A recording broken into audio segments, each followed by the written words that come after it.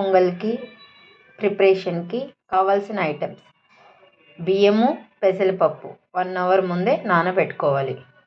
పచ్చిమిర్చి, కరివేపాకు, నెయ్యి, జీలకర్ర, మిరియాలు కచ్చబచ్చ దంచుకోవాలి. క్యాషు, ఉప్పు.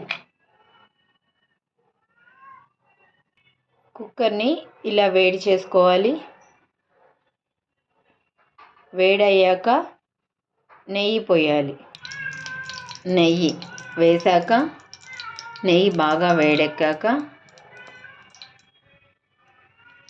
పచ్చిమిర్చి, కరివేపాకు,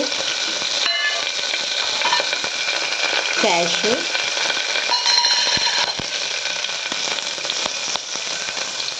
పెప్పర్, మిరియాలు, జీలకర్ర దంచుకున్నది వేసి బాగా ఫ్రై చేయాలి.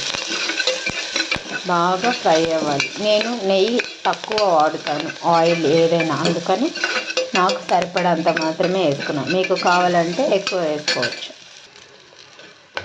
బాగా రోస్ట్ అయ్యాక నానబెట్టుకున్న బియ్యం ఇది వేసేయాలి.